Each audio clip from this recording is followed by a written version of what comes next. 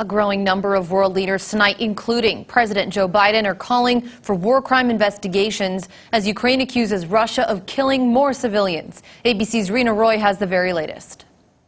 President Biden is calling for a war crime trial as Ukraine accuses Russia of mass killings of civilians in a suburb outside Kyiv. Ukrainian officials say the bodies of at least 410 civilians were recently discovered in Bucha, many with their hands bound and shot at close range. I think it is a war crime, and we have to gather all the detail so this can be have a war crime trial.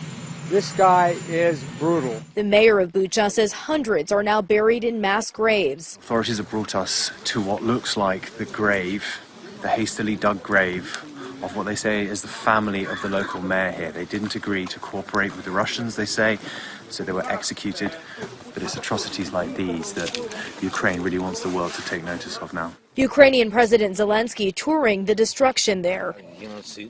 Zelensky saying these are war crimes and they will be recognized by the world as genocide. Russia claims videos showing these atrocities are fake. Military has nothing what it is being accused of in having cruel atrocities against the civil population. It is not the case, it will never be the case, and it was never the case. But a growing number of Western nations also calling the atrocities war crimes, just like the indiscriminate shelling that has killed so many civilians. The latest in the second largest city of Kharkiv, killing at least 7 and injuring 34. Russian forces also attacking Odessa from the air, hitting critical infrastructure facilities and 3 fuel depots. Though Russia has vowed to scale back operations in and around Kyiv, the White House fears this war is far from over. I think there's a lot of evidence that Putin is simply taking his troops out of the northern part of the country to redeploy them to the eastern part of the country, to relaunch a battle there.